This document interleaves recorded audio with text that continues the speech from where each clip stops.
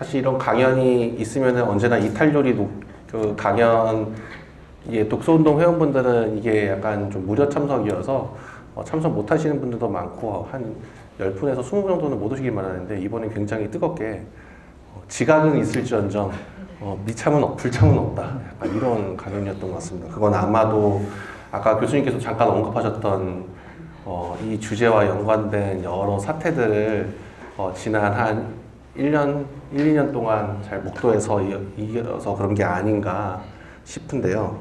근데도 아쉽게도 저희가 시간의 제한 때문에 교수님의 하는 이야기를 점핑해서 들을 수밖에 없었는데 질의응답 본격적으로 하기 전에 교수님께서 전체적으로 하고 싶었던 강연 통해서 하고 싶었던 이야기를 한 5분 정도로 다시 정리해 주시면 지각하신 분들에게 좀 도움이 되지 않을까.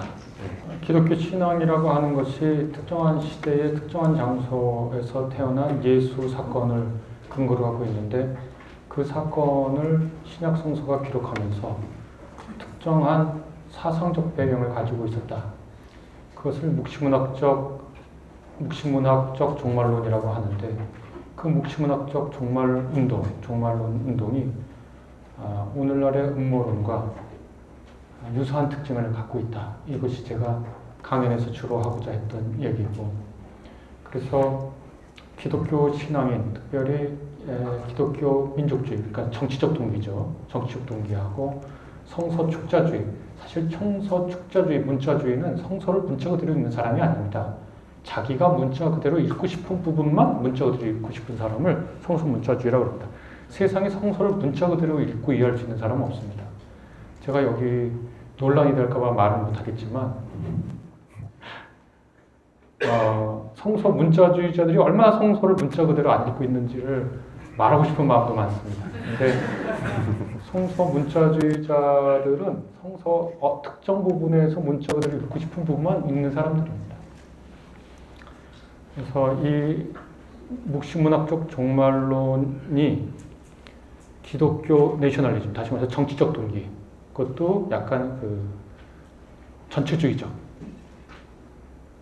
동기, 그 다음에 성서 축자주의, 문자주의, 그 다음에 이런 것들과 만났을 때 음모론적 성향을 아주 강하게 띠고, 이 음모론적 성향을 강하게 띠면서 사회와 정치 현상을 종교적 언어로 서술하기 시작하고, 그러면서 온갖 종류의 폭력과 사회 갈등과 이런 것들이 돌이킬 수 없는 수준으로 전개되고 있다. 이게 제 그냥 사실 발표의 골자라고 얘기 드릴 수 있습니다. 그리고 신약 성경 묵시문학적 종말론이 어떻게 탄생했는지 구약과 신약을 살짝 비교하면서 말씀을 드린 겁니다. 또 마지막에 또 늦게 들어오신 분들을 배려해서 질문을 하나 하자면, 사탄이 유대에게 들어가니라가 왜 음모론과 어떤 점을 관련이 있는지, 어떤 점을 고정하셨는지. 음모하고 음모론하고 구분해야 되는데, 네. 음모는 신구약 성경에 많이 나와 있는데, 음모론이라고 하는 것은 어떠한 설명할 수 없는 사건 배후에 어떤 비밀스러운 계획이 있고, 그 비밀스러운 계획을 수행하는 단체가 있고, 그리고 그 단체가 치밀한 계획 아래서 대중의 이익에 반하는 어떤 행동을 한다. 이것이 이제 음모론의 정의라고 한다면, 사탄이 유다에게 들어갔다. 이 말은 유다의 행동 배후에 그것을 치밀하게 계획한 초자연적 세력이 있고, 그 초자연적 세력이 지금 선의 세력인 예수와 그의 제자들을 모두 공격에 몰아넣는 것이다 라고 하는 묵시문학적 종말론인데, 그것이 음모론적 사유하고 매우 많이 닮아있다, 그렇게 말씀드린 거죠. 늦게 오신 분들이 이해하게끔 말씀을 못 드리겠습니다. 맥락이 있으니까. 그 전에 고대 근동사회에 있었던 그리고 이스라엘 백성이 바빌론 유소 때 느꼈던 조로스터로 그런. 네, 그건 이제 나중에 편집해서 영상 나오면 보시면 되겠고. 그렇죠. 네. 그것과 연관이 있다. 어쨌든 배경 설명이 있다. 배경 설명이 있습니다. 배경 설명이 있다. 그렇게 이해하시면 되겠고. 이것도 사실은 관련해서 근데 잠깐 좀 더 들으면 좋을 것 같은데 어떤 음모론은 기존 권력을 의심하면서 진실을 밝히려는 긍정적인 차원이 있는 반면 어떤 음모론은 허구를 생산하면서 또 다른 지배를 형성하는데 이 두 가지를 분별할 수 있는 기준은 무엇인가요? 되게 힘듭니다. 그거는 너무너무 어렵고 아까도 말씀드렸지만 계엄한다고 얘기할 때 다 음모론이라고 그랬지 누가 진짜 계엄할 줄 알았겠습니까? 그거는 그 사실 굉장히 어려운 얘기거든요. 뭐 우리나라 또 사회정치 얘기해야 되니까 그것도 참 곤란한데 어떤 한 사람은 계속 음모론 말하는 사람들이 있단 말이에요. 어떤 주제든. 어떤 것도 맞고 어떤 건 안 맞아요. 그러니까 상당히 어렵습니다. 그걸 구분해낸다는 게. 뭐가 진실이고 아닌지를 말하는 게 굉장히 어려운데 다만 그래도 좀 귀를 기울여야 할 거는 강자, 주류, 기득권층에 대한 음모론은 권력 제어 기능이 있으니까 그게 부분적인 악기능에도 불구하고 그것을 너무 싹을 잘라버리는 건 조금 그렇지만 약자, 소수자에 대한 음모론은 우리가 그건 조금 더 조심해야 될 사항이 아닌가 그런 생각을 하거든요. 예를 들어 뭐 사회적 약자가 실제로 어떤 조직에 의해서 우리 사회를 전체가 부패시키려고 하는 어떤 행위자로 행동하고 있다. 뭐 이런 식의 소수자 약자를 그런 방식으로 얘기하는 거예요. 예를 드는 겁니다.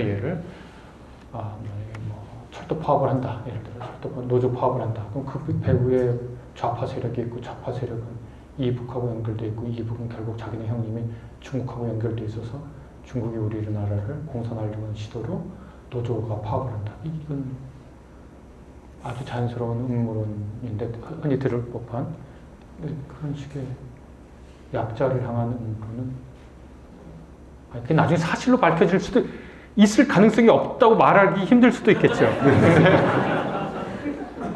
그러나 그 약자를 향한 음모론은 좀 매우 조심스러워야 된다.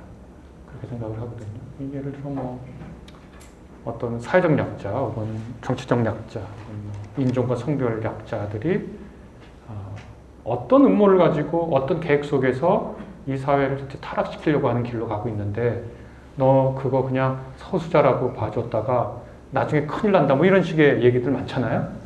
그런 거는 좀 우리가 좀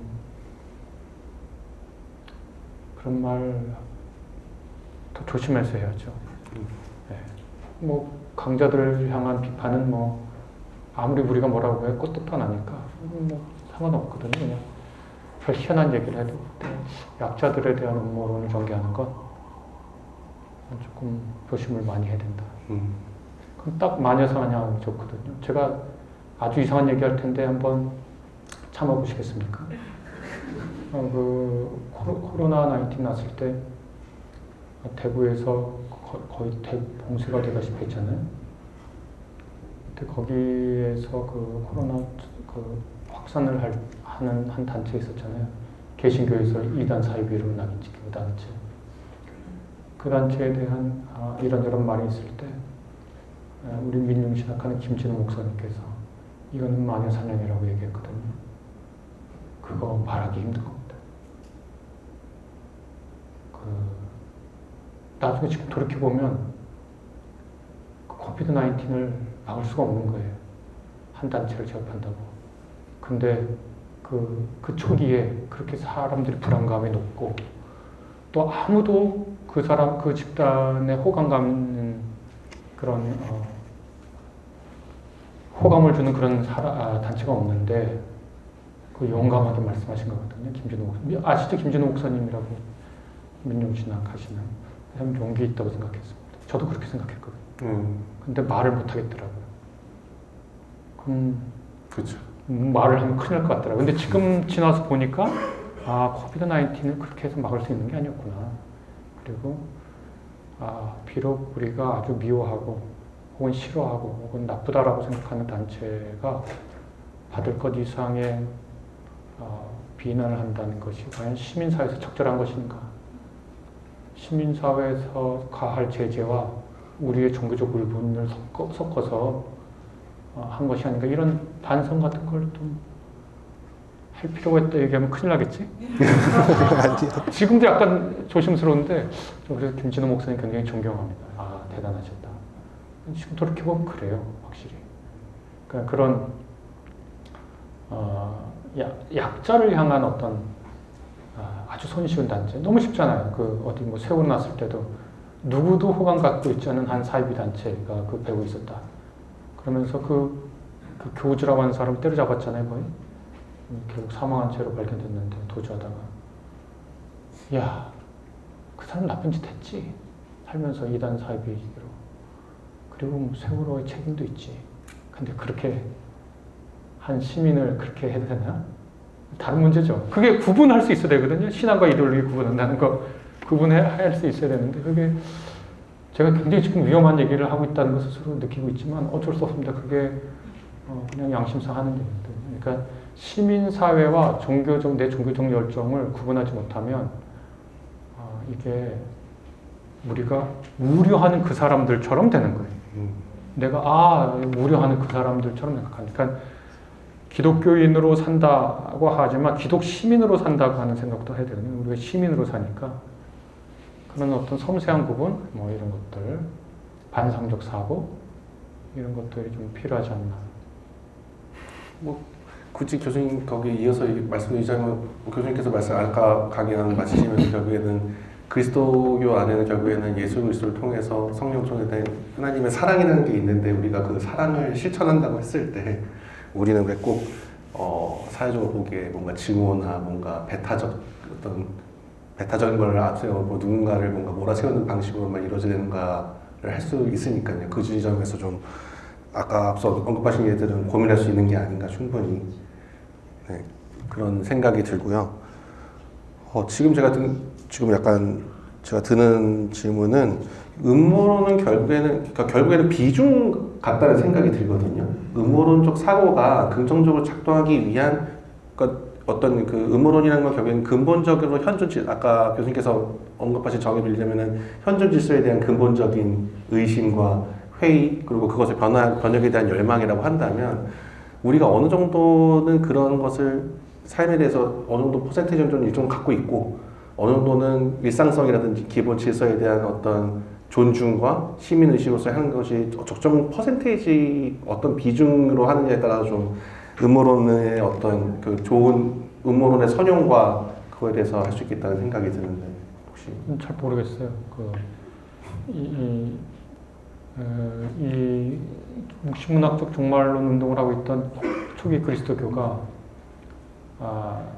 많은 사람들의 지지를 얻게 되고 로마 제국에 공인되고 국교되면서 제도화되거든요. 카리스마가 제도화되고 이 묵시문학적 종말론이 갖고 있었던 그 음모론적 성격 그리고 하나님의 비밀이라고 하는 계시 역시 공식적인 교회의 크레도 고백문으로 정리가 되면서 음모론적 성격이 이제 살짝됐죠. 공식 종교가 되면서. 그러면서 얻은 것도 있고 잃은 것도 있는데 그러면서 교회사에서 이단으로 낙인 찍힌 단체는 대부분 레디칼한 윤리운동 뭐 이런 거 하는 뭐 몬타누스주의나 이런 사람들 이단으로 되는 걸 보면 그게 음모론적 사고와 일반 시민교양 상식의 비중의 문제인지 아니면 어떻게 될지 모르겠어요. 저는 아까도 맨 처음 말씀드린 답이 없어요. 어떻게 해야 될지 모르겠어요. 예를 들어 저는 그냥 아까도 한 번하고 말씀 나눴는데 저는 더 우선적인 게 있다라고 하는 그 생각 속에 온갖 갈등을 하위로 놓는 겁니다. 이런 겁니다.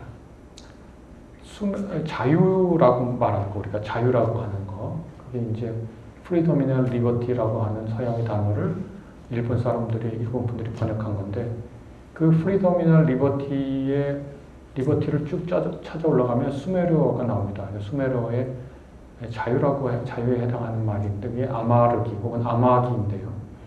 그게 뭔 뜻이냐면, 어떤 사람이 빚을 졌어요. 그래서 자기 자신이 그 어떤 집에 노예로 팔립니다. 그러다가 뭐 20년, 30년 이러다가 그 빚을 다 갚았어요. 탕감했어요. 그러면 집으로 돌아가는 거예요. 이게 자유거든요. 그리고 원래 그 말을 분철해 보니까 문자적으로 묻으면 엄마한테 돌아가는 거예요. 그러니까 자유한다는 게 뭐냐면 엄마 앞에 아기처럼 있는 거예요. 엄마 앞에 아기는 똥도 싸고 오줌도 싸고 윤리 뭐 이런 게 없이 그냥 아주 자기 자신 그대로를 긍정하면서 있는 거잖아요. 왜냐하면 엄마의 사랑이 근거니까 자기 존재. 엄마의 사랑이 거기 앞에서 엄마의 사랑 앞에서 내가 취하는 삶의 태도가 이 자유라는 거예요. 암하기가 너무 좋은 것 같아요.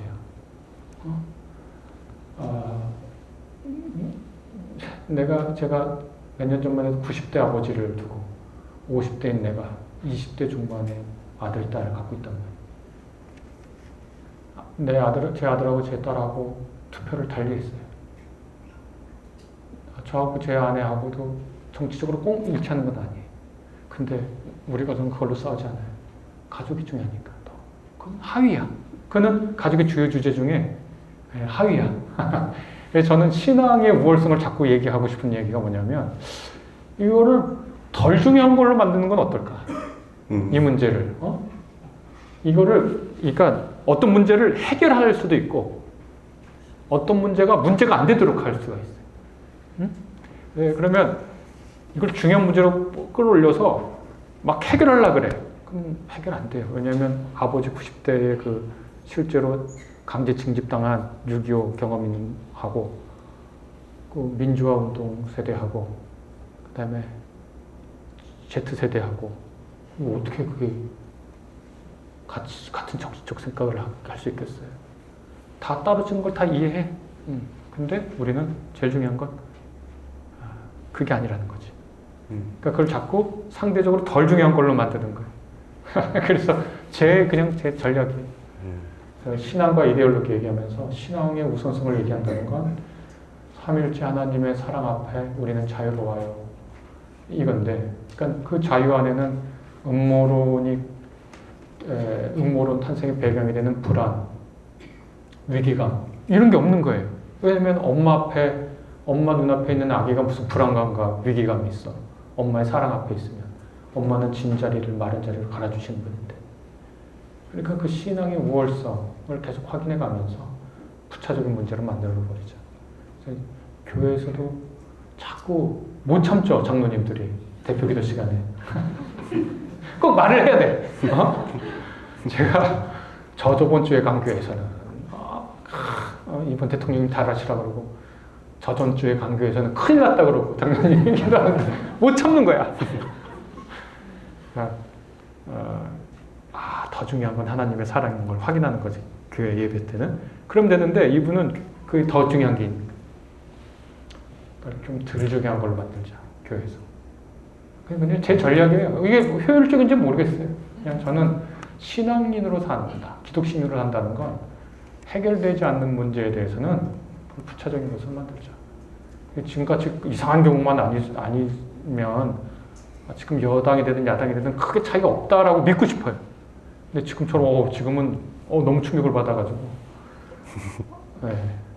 그런 게 아니면 좀 이렇게 서로 사랑과 자유 앞에서 그걸 제일 중요한 가치로 자꾸 공동체를 형성하려고 하는 노력이 교회에 주어진 과제가 아닌가. 그러니까 정치적 사안을 고 목소리를 높이는 교회는 진짜 나쁜 교회예요. 그거는 다 해명될 수 없어서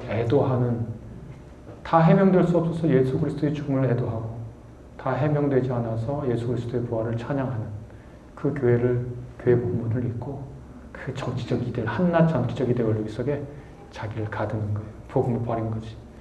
그냥 그렇습니다. 어떻게 보면 이게 참 아이러니한, 그 다음 질문이 좀 아이러니한 질문 같은데, 교수님이 이제 신앙의 핵심을 사랑과 자유라고 정리하고 그 사랑과 자유의 최우선을 두고 그 아래 나머지를 이제 그러니까 하위 범주로 두자는 전략을 취하신다고 하셨는데, 이 질문에서는 신앙이 깊은 사람일수록 편집증적 사고나 맹신에 빠질 가능성이 더 높을 수 있다는 주장에 대해서는 어떻게 생각하십니까? 그럴 수 있어요. 돌아보니 다 은혜였습니다. 모든 것이 은혜, 뭐 한없는 은혜. 왜? 왜냐면 자기 삶 돌아보면 다 은혜거든요. 그게 뭐냐면 편집증 사고랑 닮아 있습니다. 왜냐면 자기가 정말로 자기가 슬펐던 일, 기뻤던 일, 화났던 일 다 돌아보면 그래도 참 감사하다. 그렇게 생각할 수 있는 사람이 참 신앙이다. 이렇게 설교하고 또 그렇잖아요, 실제로. 우리가 돌아보면 또 감사하고. 그러니까 그런데 이것이 내가 그렇게 말하고 있다라는 것을 메타인지를 해야지. 메타인지 없이 하면 그거는 정말 편집적 사고, 또 음모론, 맹신에 빠질 가능성이 너무 높죠. 뭐 아까도 말씀드렸지만 다시 한번 말씀드리면 성서 문자주의자들은 자기가 원하는 문자만 읽는 거예요. 절대로 그렇게 읽잖아요. 제가 진짜 성서 문자주의자 한 10명만 있으면 그 사람들 앞에 문자주의적 읽기의 정수를 보여주고 싶어요. 왜 어떻게 이렇게 성경을 은유적으로 읽냐 이렇게 하면서. 근데 그렇게 할 주제들은 아니기 때문에.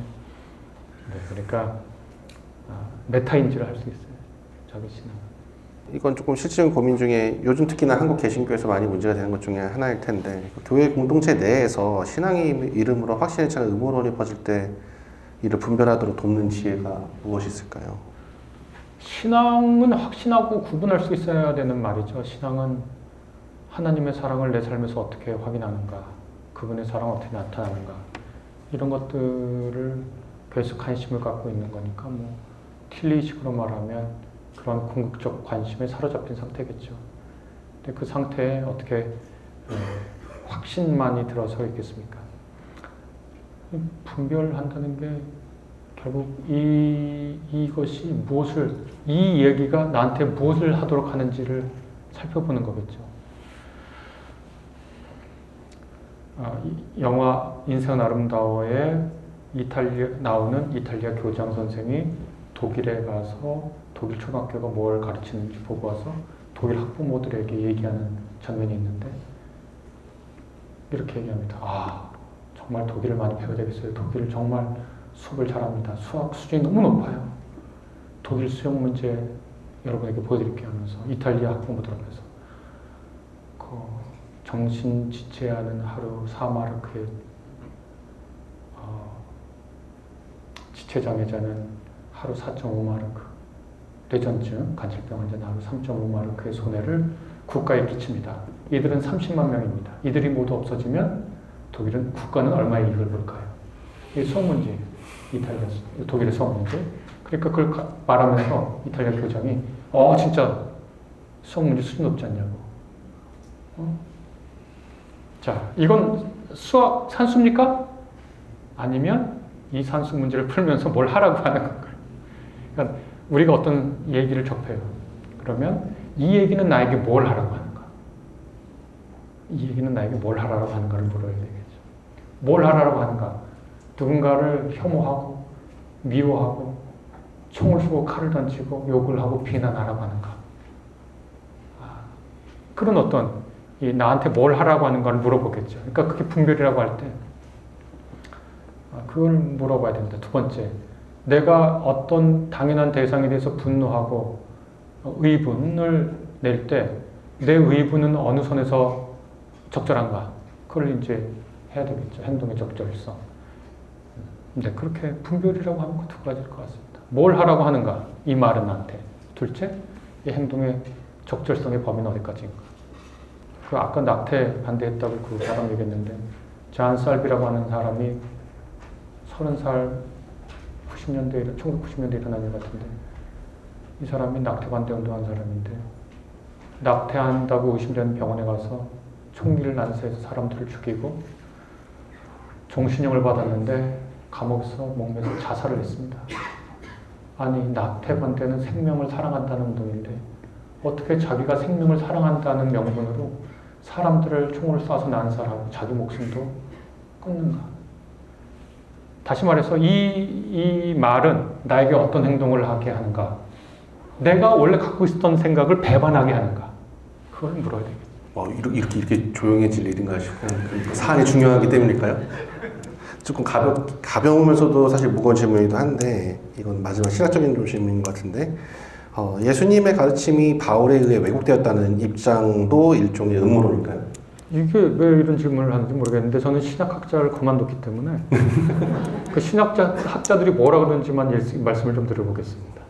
크게 세 가지예요. 하나는 바울은 예수의 왜곡자다. 이게 자유주의 신학자들의 얘기입니다. 그 다음에 약간 중도적인 것들. 물론 그 전에 교리적으로는 예수와 바울 사이에는 불일치가 없죠. 이게 기본적인 얘기고, 그 다음에 자유주의 신학자들이 거기에 반발하면서 바울이 예수를 왜곡했다고 얘기하고, 그리고 이러한 주장을 하는 분들이 우리나라에도 이른바 진보적인 분들 가운데 몇 분이 계십니다. 근데 저는 절대 그렇게 생각하지 않습니다. 저는 바울하고 예수 사이에 일관성 혹은 맥이 같이 공통되게 흐르고 있다고 저는 제 입장은 그렇게 생각해요. 그래서 이건 음모론이 아니라 그냥 학문적 견해의 차이. 견해의 차이지 뭐 음모론하고는 뭐 상관이 없어요. 어떤 음모를 가진 일정한 집단이 바울을 미워해서 딥스테이트를 꾸미고 전 세계적인 학자들을 동원해서 바울과 예수 사이에는 간격이 있다. 이렇게 주장하면 이런 걸 구성하면 음모론이 되는데 그 정도까지 학자들이 이렇게 부지런하지 않습니다. 그리고 이거는 사실 어느 정도 토론이 가능한 주제이기도 하니까요. 그리고 저는 신약학 전공자가 아니지만 이 주제에 관련해서는 저는 바울이 예수의 가르침을 왜곡했다라는 그런 근대적인 자유주의의 입장은 뭐 자유주의 입장이기도 하지만 저는 약간 그 고전적인 개신교 멘탈리티가 좀 있다고 생각을 하거든요. 그건 뭐냐면 태초에 뭔가 완벽한 뭔가가 있었는데 그걸 이후에 뭔가가 그르뜨렸다. 예수를 바울이 망가뜨렸고 초기의 예수 운동을 기독교가 망가뜨렸고 기독교적인 활발한 순교자 같은 했던 기독교가 로마 제국 이후에 망가졌고 이게 다 같은 약간 신라권 설화 같은 신화가 반영된 저는 그런 내러티브라고 생각을 합니다. 그런 부분에서 좀 근데 제가 보기엔 이거는 뭐 정답이 있는 게 아니라 논의가 가능한 거니까 더 풍성한 논의가 가능해질 거라고 생각을 하고요. 이제 어느덧 9시가 거의 다 돼가고 있는데 이 긴장감을 조금이라도 깨주시는 차원에서 마지막 정리를 해주시면. 플로우에서 질문 안 받아요? 손 들고? 네, 안 받습니다. 제가 학교에서 갈등에 관련된 수업을 하나 합니다. 어떤 사람이 갈등을 잘 일으키는가, 그러니까 갈등 심화 인지 뭐 이런 게 있거든요. 근데 그걸 가르치면서 이 두려움이라고 하는 주제에 굉장히 관심을 갖게 됐는데 하버드 대학 법대 그분 마사 누스밤 그분이 쓴 Fear of Monarchy인가? Monarchy of Fear, 두려움의 전제군주라고 하는 책이 있는데 인간이 다 이 두려움이라고 하는 걸 어떻게 통제하느냐 이 문제에 직면해 있다는 거예요. 실제로 그분은 그래서 두려움에 대한 이야기를 많이 하는데 뇌과학에서는 우리 뇌에 있는 편도체가 편도체 여기 있는 거를 파충류의 뇌라고도 부른답니다. 이 파충류의 뇌라고 부르는 건 원시적인 뇌라는 거죠. 파충류도 갖고 있는 뇌라는 뜻인데 여기 편도체에서 가장 원시적인 뇌, 우리 뇌 중에 근데 여기에 담당하는 감정이 두려움이랍니다. 두려움에 가장 빨리, 가장 적극적으로 반응한다는 거예요. 이게 인간의 동물적 본능입니다. 그리고 이 두려움을 자극하면 인간은 가장 빨리, 가장 광범위하게, 가장 급박하게 반응한다.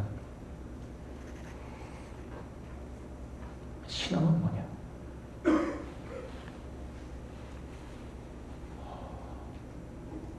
신앙은 이 두려움을 넘어서는 겁니다.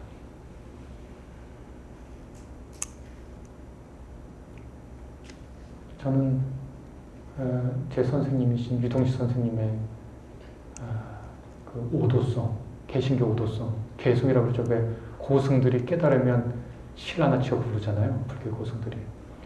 제 선생님이 유동식 선생님이 기독교 오도성을 하나 지어 부르신 게 있었어요. 이렇게 되어 있습니다. 그분이 황해도 분인데 고향을 그리며 바람 따라 거닐다가 아버지를 만났으니 여기가 고향이라. 하늘 저편 가더라도 거기 또한 여기거늘. 새 봄을 노래하며 사랑 안에 살으리라. 그런 거거든요. 그러니까 고향이라고 하는 가장 마음 놓을 수 있는데 자기가 가장 자기대로 존재할 수 있는 그곳을 그리면서 여기저기 다니는데 사랑의 아버지를 만나니까 여기가 고향인 거예요. 그래서 하늘 저편 가도 거기 또한 여기니까 새 봄, 곧 희망을 노래하며 사랑 안에 살으리라. 이게 그분의 오도송이거든요. 두려움은 거기 없어요. 그 시에 두려움이 다 말라있는 거예요. 두려움의 감정이 다 말라있는 겁니다. 두려움 말라. 내가 세상을 이겼다. 요한복음서에 있는 예수님 말씀이잖아요. 그래서 이 개신교 신앙인이 우리를 가장 정신없게 하죠. 왜냐하면 두려움이 압도된다는 건 우리가 정신이 없어진다는 얘기거든요. 근데 사랑 안에 있으면 정신이 그래도 제정신이 있으니까 우리 신앙이 뇌과 학대로도 또 진화에서 말하는 것대로도 우리를 늘 그렇게 두려움을 자극해서 우리를 조작하려고 하는 사람들 길거리 나가보세요. 다 예수 천당 불신족하지만 예수 천당에 방점이 있는 게 아니라 불신 지옥에 방점이 있는 거예요. 두려워해라. 무서워해라. 떨어라. 위기다. 다 망해. 공산주의가 돼. 독재가 돼. 뭐가 돼 하면서 다 위협해 우리를. 그러면서 우리를 두려움의 케이지 안에 가두려고 하고 딱 가두면 이제 그 다음부터는 우리를 이렇게 돌리면서 자기들 멋대로 우리를 조정하려고 그러죠. 신앙은 니네들이 아무리 두려움을 말해도 우리는 새 봄을 노래하며 사랑 안에 산다. 요거를 계속 확인해 가는 거다. 그러니까 신앙인이 신앙인 것은 두려움의 전제군주 앞에 사랑의 하나님을 신앙하며 살아가는 것이다. 두려움이라는 감정도 이성 넘어 있는 거. 계산되지 않는 물컹한 거예요. 근데 확 우리를 덮치는 거. 그걸 넘어서는 힘은 사랑밖에 없다. 그리스도의 사랑. 저는 그거를 자꾸 강조해야 된다고 그렇게 생각합니다. 네. 갑자기 교수님 아들이 어제 그 원망으로 있는 친구가 갑자기 그런 얘기를 한 적이 있는데 그 죽음을 앞둔 환자분이 가장 싫어하는 이야기가 그리 아니하실 치료래요. 무조건 낫는다는 얘기를 들어야지. 근데 그리 아니하실지라고 이렇게 기도를 하면 엄청 화를 낸다고.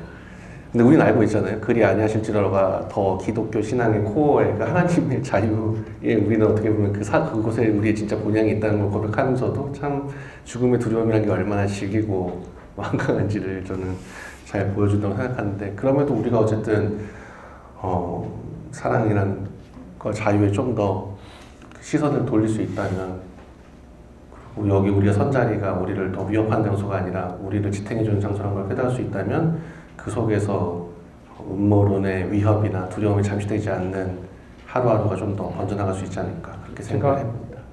한마디만 더 하면 하나님이 에덴을 만든 건 고향을 만들어준 거예요. 요한계시록의 새 하늘과 새 땅 그 고향을 만들어준 거예요. 그러니까 마음 놓고 살라고. 그러니까 임마누엘 성전이에요 여기다. 그러니까 마음 놓고 살라고.